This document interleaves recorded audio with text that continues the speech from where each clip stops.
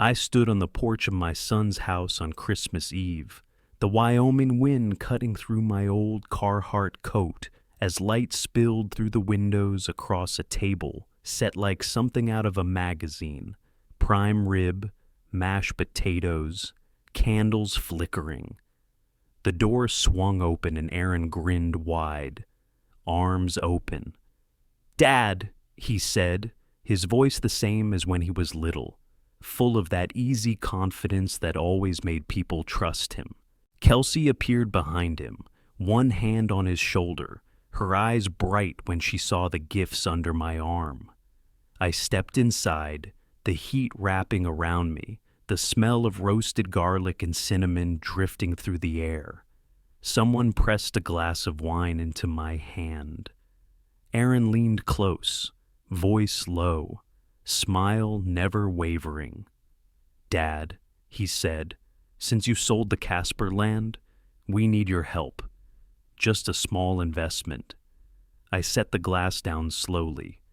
The room seemed to pause. On the mantel above the fireplace, not a single photo of me. Kelsey's eyes sparkled with expectation. I smiled faintly. "You wouldn't believe what I put on the table instead of a check.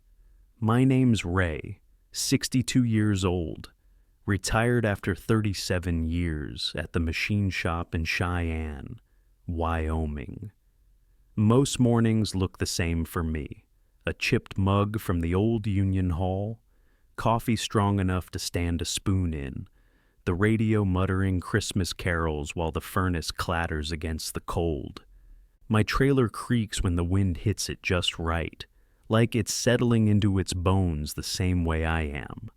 I sold the Casper land this fall, a stretch of prairie my grandfather left me, where I first learned to ride a bike. I didn't sell it because I needed the money. I sold it because the weeds were taller than the fence posts, and some young family ought to build something there before it turned back into nothing. The sale went through. My bank account grew fat. My house stayed the same. 2 eggs in a skillet, toast on the plate, bills stacked by the door. I've got one son, Aaron. When he was 18, I worked double shifts to pay his car insurance, sold my old F1 150, the one I rebuilt bolt by bolt, to cover his community college tuition. I used to tell him, "Study hard. Don't end up with your back bent like mine." Maybe I said it too often. Christmases passed. Calls stopped coming. Some years. I mailed him gift cards that probably went straight into a drawer. Other years, I didn't mail anything at all. The silence got heavy enough that even the blinking voicemail light in my landline felt like it was looking away from me. Then, a week before Christmas, my phone rang. "Aaron." I stared at the screen 3 times before picking up. His voice was lower now, older, but there was a lift to it. Same one he used when he was little and wanted the keys to my truck. "Dad, it's been a while," he said. And then Kelsey's voice chimed in, bright as bells in the background. "We'd love to have you this year, prime rib. The kids miss their grandpa." Grandpa. The word landed warm and heavy, like a coin dropping into a jar I thought was empty. I said yes. Then I hung up and sat there in my small living room, listening to the wind knock the snow against the windows. The radio was playing "Have Yourself a Merry Little Christmas." I turned it off, not because I hated it, because I wanted to hear my own heartbeat for a minute. The next day, I drove to King Soopers. I stood a long time in the toy aisle, staring at the Lego sets stacked like little skylines. Owen, 8, would like the rescue kit. Maya, 11, might appreciate a sketchbook and a box of colored pencils. I added a tin of peppermint candy for good measure. the kind that crinkles loud when you unwrap it, the kind kids like. Back home, I pulled out the old shoe polish and worked on my scuffed dress shoes, the ones I wore to weddings, funerals, and not much else. I pressed my only white shirt flat with the iron, knotted my red and green striped tie twice before it sat right.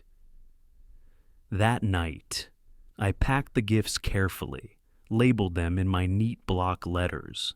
To Maya, keep drawing what only you can see. To Owen, build something no one else dares. I set them by the door, next to my coat. Before bed, I opened the small wooden box where I keep the little things. A polished bolt, a faded baseball ticket, the key to the F-150 I sold so long ago. I turned the key over in my hand. It was cold, heavier than it looked. You went so he could go farther, I murmured, and put it back in the box. I closed the lid, feeling something close inside me, too. Christmas Eve morning dawned bright and white. I checked the mileage to Fort Collins, made sure the tank was full, tucked a few mints in the glove compartment, like I always did on winter drives. Before I locked the door, I looked back at the little trailer, the porch light off, the furnace humming. I thought maybe, just maybe, this year would be different. I thought maybe a single meal could change the winter. I put the gifts on the back seat, turned the radio low, and headed south through the snow. Have yourself a merry little Christmas playing softly like it still believed it could be true. I thought I was about to have a family again. I was wrong. I sat at the table, Christmas Eve, the prime rib steaming under the chandelier, mashed potatoes whipped smooth in a crystal bowl, gravy thick and dark, carried in by Kelsey with both hands like it was holy water. 12 place settings, polished forks and knives lined up with military precision, cloth napkins folded tight, wine glasses already breathing red. Aaron carved the roast like a man performing on stage, voice warm, practiced. He slid thick slices onto plates. "Dad," he said, grinning, "you picked the right year to come home." I nodded once, my hands flat in my thighs under the table. Kelsey poured wine. The smell of rosemary and garlic filled the room. Her bracelets clinked as she set the bottle down. Aaron pulled out his phone. Bright screen, charts and numbers glowing in the candlelight. A logo across the top. AI Logistics Solutions. He turned the screen toward me. "This is the future, Dad. Drones, warehouses, predictive routing. I built this deck myself." Kelsey leaned in, smile tight. "It's family," she said softly, like she was explaining something obvious. "We back each other." I didn't answer. Aaron swiped through slides. Arrows shooting upward, terms flying at me, seed round, projected growth, exit strategy. His voice quickened. "We're this close to closing Series A, but legacy backing changes everything. It shows investors we're solid, rooted, trusted. Legacy!" He said it like I was a walk-in checkbook wrapped in old flannel. My heart thumped against my ribs. Aaron kept talking. "Just one more push. Dad, family money says this is real. It's not much for you, but for us?" He smiled wide. "Life-changing." Kelsey touched his arm, nails painted red and gold. "We can make it easy. Wire transfer before New Year's. Start fresh next quarter." Her voice slid through the warm air like a ribbon through a ring. Smooth, practiced. I lifted my glass. The stem cold under my fingers. Nobody asked about my drive down from Cheyenne, about the roads, the wind, the trailer I left dark behind me. Nobody asked anything about me at all. On the mantel above the fireplace, garland, stockings, a row of framed photos, ski trips, birthdays, Aaron in a tux at somebody's wedding, Kelsey in a summer dress on a beach somewhere, Maya with braces, Owen holding a soccer trophy. Not one photo with me. I swallowed the wine. It burned sharp at the back of my throat. Aaron kept swiping slides, numbers climbing, logos of companies I'd never heard of, investors, partners, words like equity and valuation flashing by like highway signs at night. My pulse climbed with them. I stared at the gifts I'd brought, shoved under the tree off to the side, paper creased, bows slipping, forgotten already. Maya's face glowed blue from her tablet screen. Owen sat with headphones on, mouth moving silently to some game. Neither looked up. I set the glass down. Carefully, the sound small, almost lost under Aaron's voice. This is our moment, Dad, family legacy, family vision. We do this together. Legacy again, vision again. The words stacked like snow on a roof ready to cave. I felt heat crawl up my neck. Aaron smiled like he was closing a sale. What do you say? I looked at him, at Kelsey, at the perfect table. 12 plates shining, 12 knives sharp enough to split hairs. Something pressed hard behind my ribs. I thought of Winters patching pipes under the trailer so they wouldn't freeze. Nights my back ached so bad I had to roll off the couch on my knees before I could stand. Years working doubles so Aaron could have his first car, his first semester paid, his first shot at leaving this all behind. And here I was, not as a father, as capital. My hands flattened harder on my thighs. Kelsey smiled that tight smile again. It's family, she said softly, the words smooth as the gravy cooling in its silver boat. Aaron leaned forward. Dad? My chest thudded once, heavy. I stared at the mantel. Stockings hung perfect, not one with my name. I stared at the tree. My gifts slouched in the corner like afterthoughts. I stared at the screen in Aaron's hand, bright with numbers that meant nothing to me except that I was the one holding the last card they wanted to play. The room smelled of garlic, pine needles, wine. My hands felt cold though the air was warm. Aaron smiled wider, sensing the close. Just a small investment, that's all. Small. I nodded slowly. The air left my lungs steady this time. Because I wasn't thinking about wiring money. I wasn't thinking about legacy or investors or Series A anything. I was thinking about something else entirely. My pulse slowed. I looked at Aaron, at Kelsey, at the perfect table, the perfect tree, the perfect room with no place for me in it except the empty chair holding my wallet.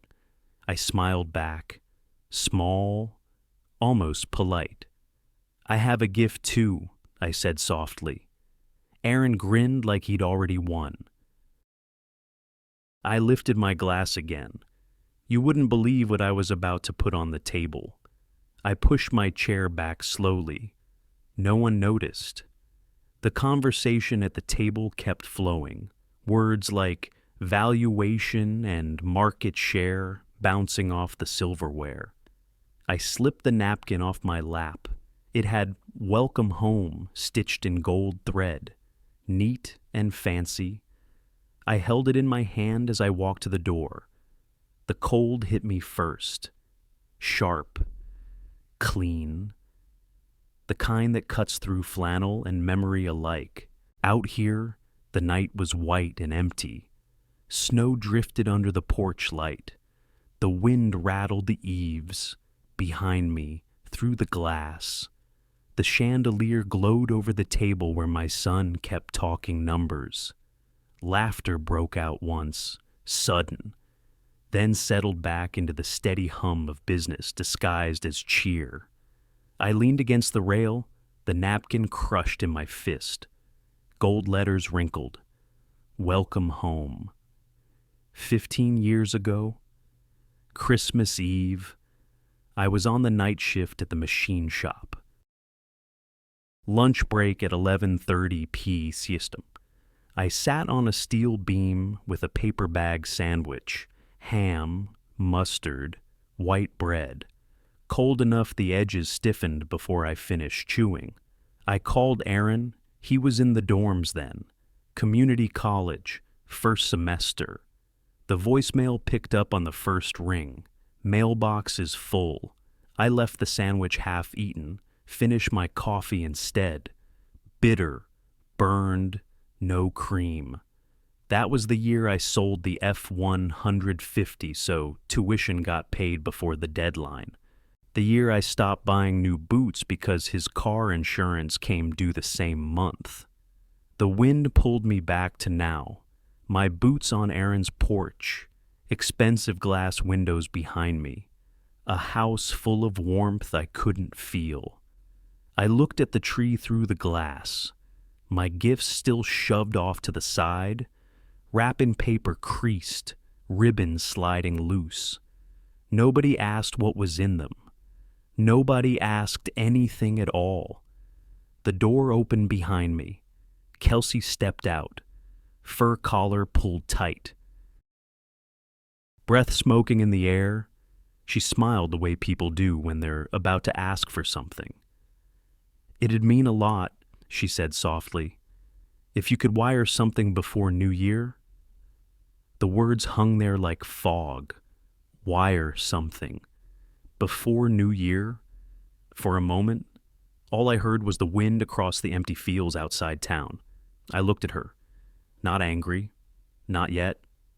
Just tired. She filled the silence. It sets us up right. Investors see family behind it. They trust us more. It's legacy. Ray, legacy again. I turned back toward the snow. The napkin in my hand had left gold letters printed on my palm. Welcome home. I didn't feel welcome. Not in the room, not in the family, not even in the word home anymore. She waited, breath steaming in the cold. I didn't answer. The porch light flickered once, behind the glass. Aaron laughed at something on his phone. Maya held up her tablet for him to see. Owen tore open a candy cane wrapper. Nobody looked outside. The wind shoved through the bare trees along the fence. A loose shutter slammed once, then once more. I thought of Christmas mornings when Aaron was small. He used to wake me before sunrise. Couldn't wait to see what Santa left under the tree we barely afforded. One year. I carved him a wooden train set in the garage because overtime cut too close to Christmas Eve and the paycheck came late. His eyes lit up anyway. Now he was 37. Eyes lit up for investors, for wire transfers. Not for me. The napkin tore a little in my hand. I realized then what this dinner was. Not family, not Christmas.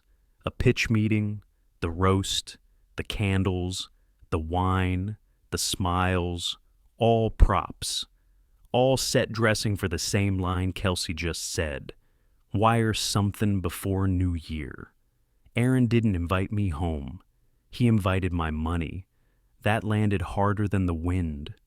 I thought about the years, the double shifts, the furnace repairs, the sold truck, the skipped boots, the mailbox full voicemail. All of it. I stared at the snow coming down across the empty street. It looked clean, soft, harmless. It would crust over by morning. Cars would chew it gray by noon. By nightfall, it'd be ice. My breath shook once in the cold. I kept my eyes on the dark field across the road.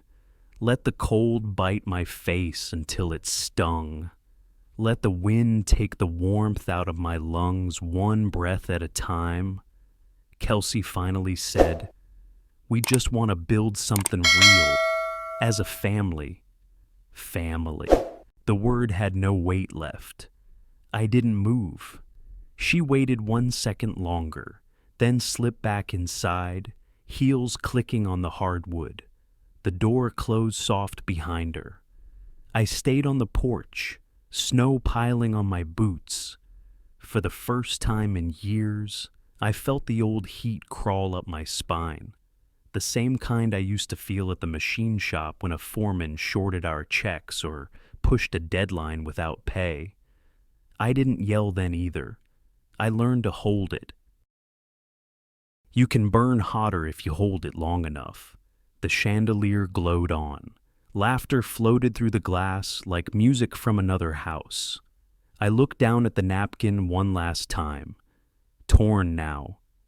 Letters bent. Welcome home. I folded it once, slipped it in my pocket. My hands were steady. I swallowed the cold air.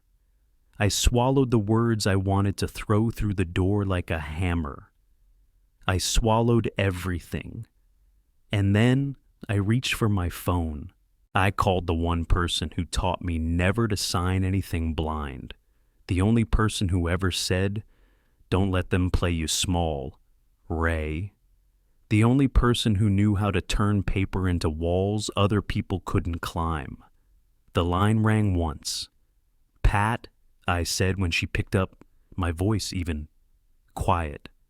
"We need to talk." Pat picked up on the second ring, her voice low, calm. "Ray, Merry Christmas." "Not yet," I said. She heard something in my tone. No small talk. Straight to business. "I need records," I told her. "Everything on Aaron's house, mortgages, taxes, liens, whatever's public." Keyboard clacking on her end. She whistled once. "Ray, you sure? Just pull it." 2 minutes later, her screen had the whole story. Tax lien hanging over the property. HELOC nearly maxed, 90%.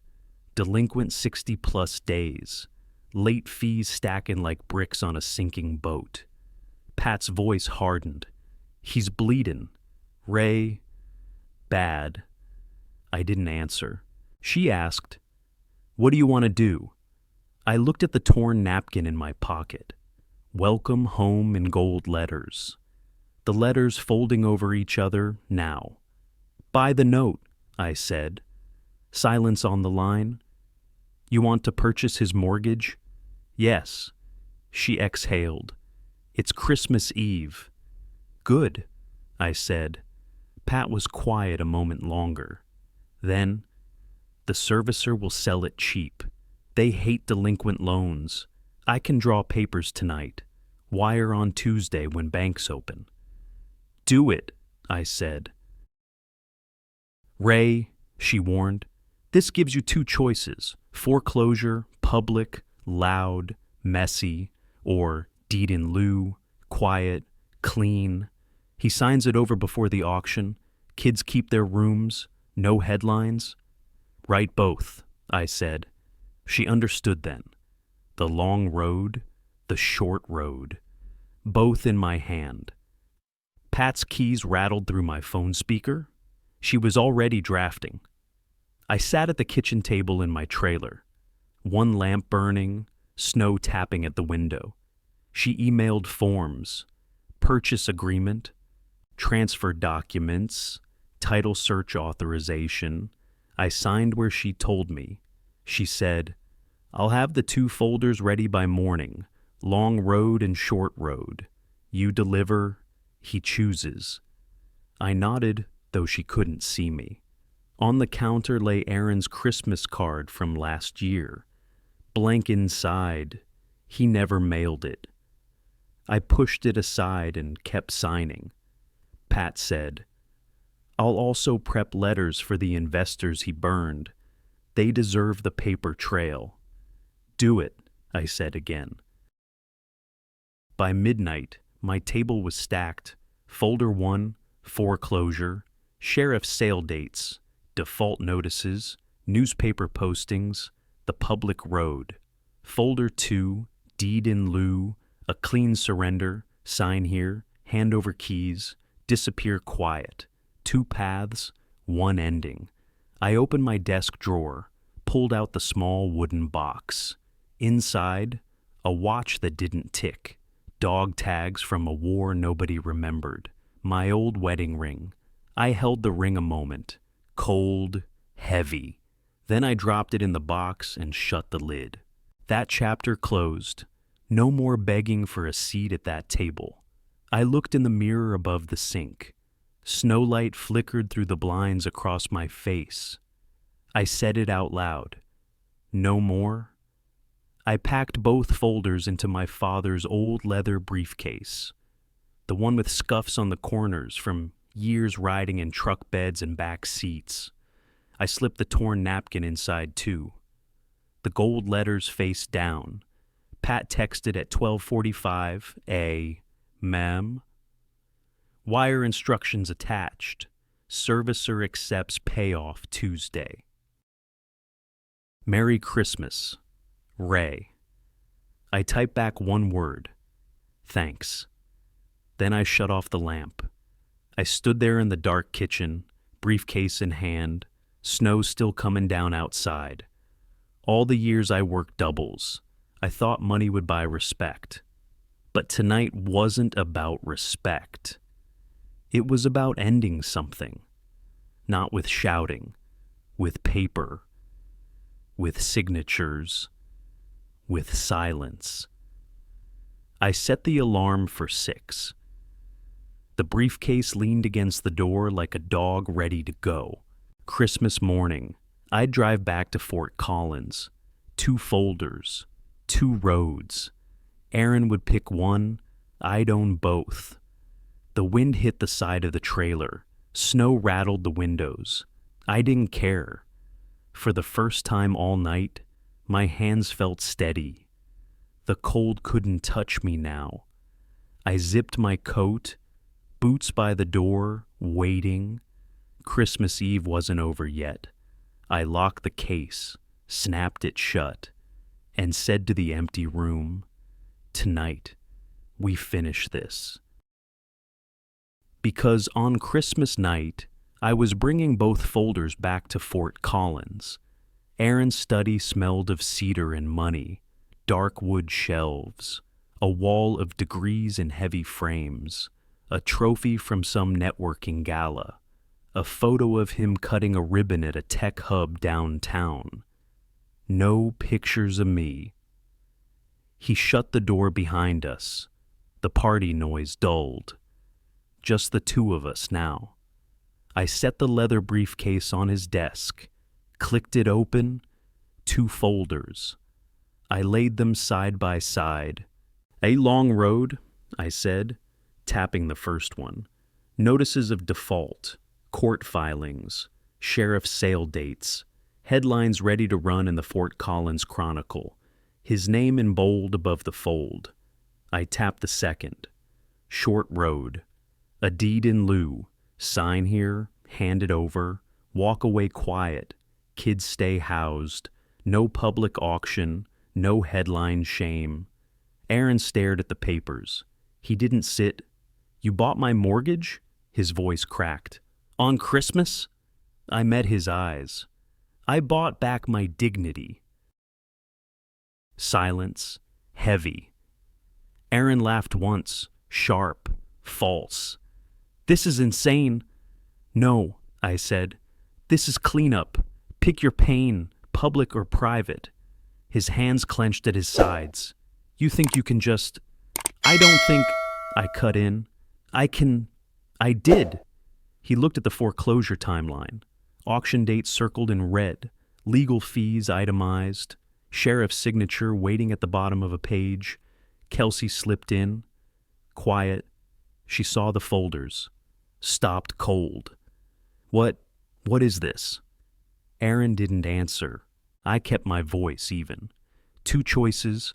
Long road is loud. Lawyers, headlines. Your name in the business section every week until the gavel drops. Short road is quiet. Signed tonight. I take the debt. Kids keep their rooms. No one sees the file but us.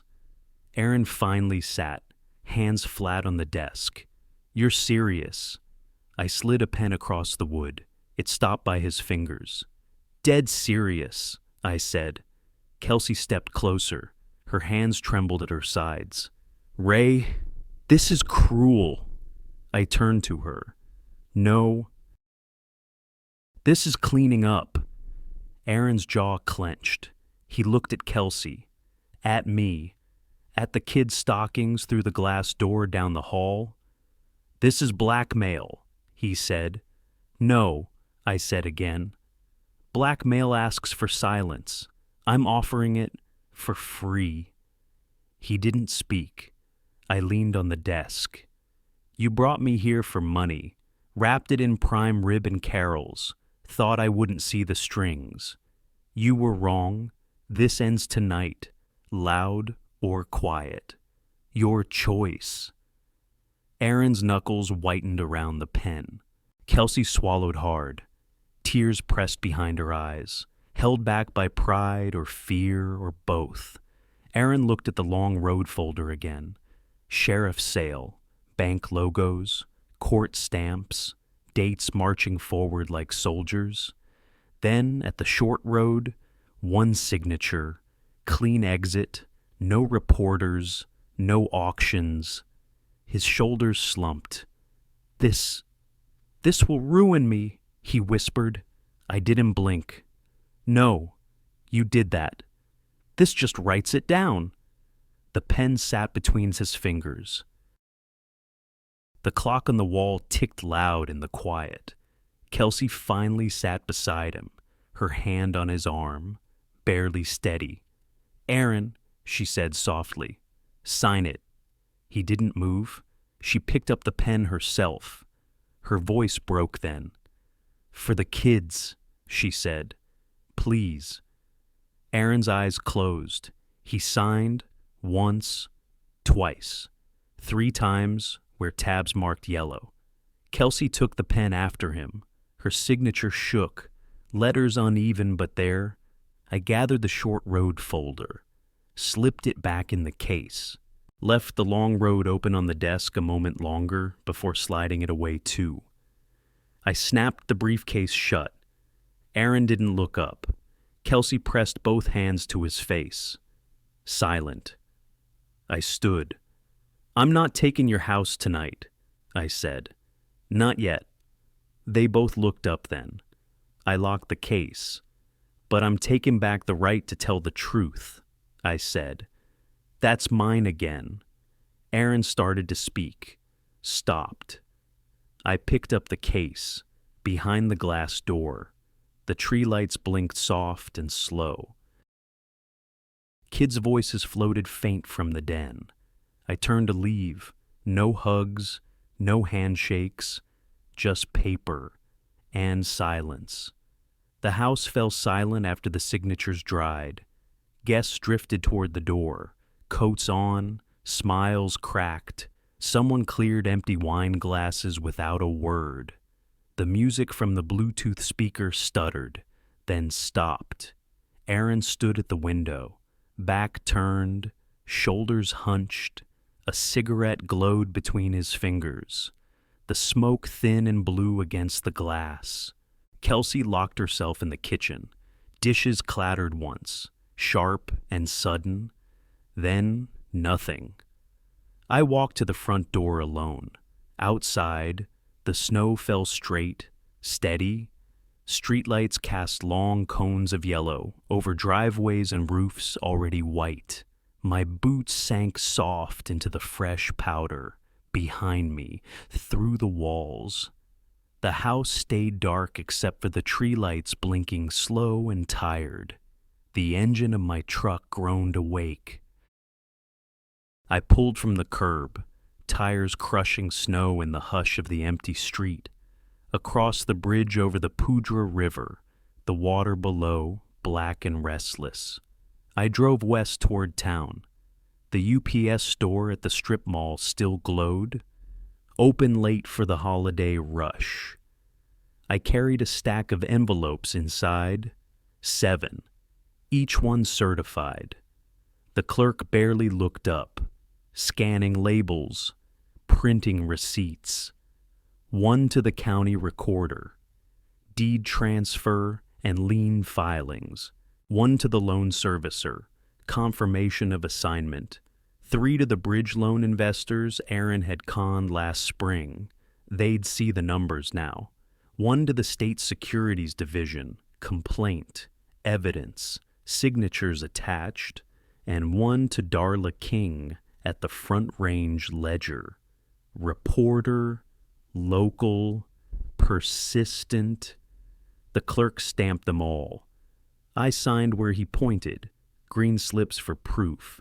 He dropped each envelope into the bin behind the counter. They landed heavy, final.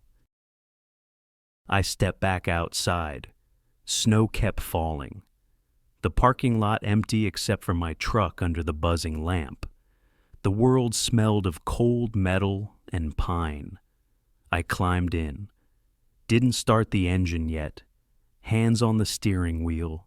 I watched the flakes stripe the windshield. Breath fogged the cab.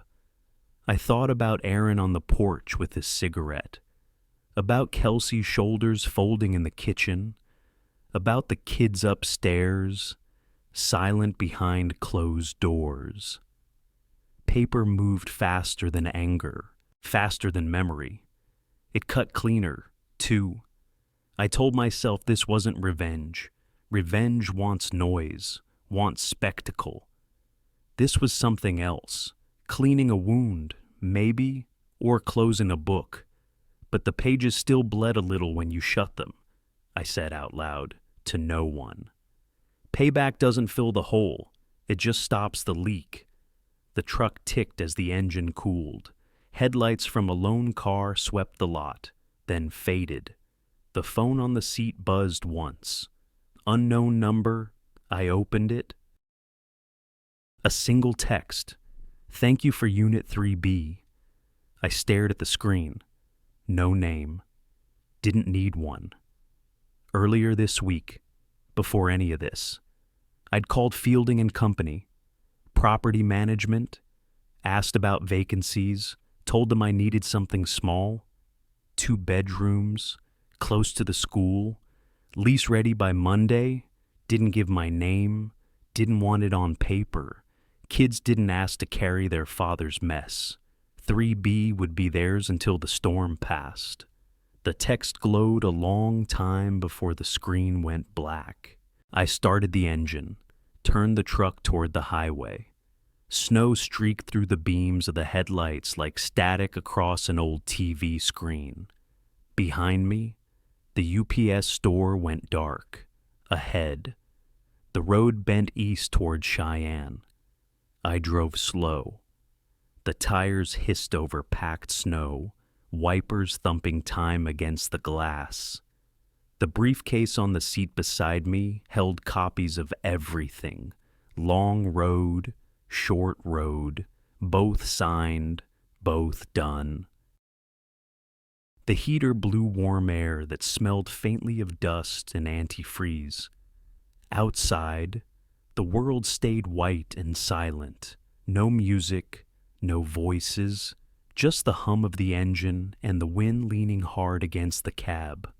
Somewhere behind me, in that big house full of lights, Aaron was staring at papers he couldn't burn. Somewhere in the morning, headlines would wait for ink. Somewhere in a few days, investors would open letters that landed like hammer blows. And somewhere tonight, 2 kids would sleep in a townhouse with a tree in the window and no idea who kept the heat on. I drove on, didn't look back. Christmas morning broke quiet and white. I filled the kettle, not the whiskey glass. The steam rose slow, curling into the cold air above the stove. Tea this time, something warm but clear. At the table, I took a small card and wrote in block letters, "Stop answering first. Trust the paper. Leave a door open for the kids. Say peace." I set the card by the window, let the sunlight fall on the ink until it dried. Outside, the world was bright with fresh snow. By noon, the roads cleared some, mail trucks moved again. The process server showed up first. Sneakers, hoodie, young guy with earbuds in. He dropped off the civil packets at the courthouse and left without ceremony. Pat filed the electronic notices by 3 p.m. Her text came after, all docketed, timeline clock running, no exclamation marks, just facts. Paper doesn't need drama. That evening, my phone buzzed once more. Darla King at the Front Range Ledger posted the first article. Headline simple, almost gentle. Local founder faces investor questions. No adjectives, no flames, just dates, numbers, documents. The kind of story that doesn't shout. The kind that keeps dripping one line at a time until people notice the floor's wet. On the 26th, Aaron came to my house, not the big place in Fort Collins. My small trailer near the edge of Cheyenne, where the wind never stops pushing at the walls. He stood in my kitchen, eyes dark from nights without sleep. No coat this time, no smile. He looked at the stack of folders on my table, at the tea cooling beside them. "What do you want me to do?" he asked finally. I poured him a cup, pushed it across the table. "Tell the truth," I said, "to yourself, to your wife, to the people who trusted you with their money." He didn't sit yet. I opened a thin folder marked Restitution and Repair. Inside, a schedule for financial statements, monthly, public, a draft letter to each investor, handwritten, not emailed, a plan for 12 months of contracted work, no titles, no CEO nameplate, actual labor, a realistic repayment timeline, no promises he couldn't keep this time. He picked up the folder, hands tight at the edges. "You think this fixes it?" he said. "No," I said, "but it stops the leak." And maybe that's enough for now. He sat then, shoulders bent like the wind had finally got to him. We didn't talk for a while. The clock on the wall ticked steady. Outside, a snowplow groaned down the street. I poured him more tea. He didn't thank me. I didn't expect him to. 2 hours after he left, my phone lit again. Kelsey's number, 3B, has a tree outside the window. Her text read, "Maya wants to know if there will be birds in the spring." I typed back, "There will be." That night, I stood on my small porch. The wind cut cold off the plains, but the sky was clear for once, stars above everything. The house behind me stayed quiet. On the table inside, the card with the words I wrote that morning sat under the lamp. "Stop answering first. Trust the paper. Leave a door open for the kids. Say peace." I read it once more before turning off the light. The headlines would come slow, the repayments slower. The silence between me and my son might last longest of all, but the kids had heat, a window with a tree outside it, a spring coming, and maybe that was enough too. If your own child turned away from you, what would you keep so you didn't lose yourself completely? Some doors stay closed forever. Some stay open just enough for light to slip through. The trick is knowing which to lock and which to leave on the latch, waiting for someone to come home different. Snow kept falling the next morning, not heavy, just steady, like it had all night to cover what came before. Ray stepped out with a tin bucket and scattered salt along the front steps. The grains bounced sharp against the concrete before melting into wet circles. Across the street, a neighbor pushed a shovel through the drifts, scarf trailing in the wind, the scrape of metal on pavement carrying clear in the cold air. Behind Ray, his small kitchen glowed warm through the window. A kettle rattled softly on the stove. He stood a moment longer, watching the sky brighten over the roofs, the world quiet except for the steady work of clearing snow. Life rarely ties itself neat. Some doors close without slamming. Some truths sit heavy but clean. Peace isn't winning. It isn't losing either. It's choosing to stand on the side of the truth, even if it means walking away from a table set with perfect lies. And you, if it were you on that Christmas night, what would you have done? If this story speaks to you, stay with us. There are more family stories waiting to be told.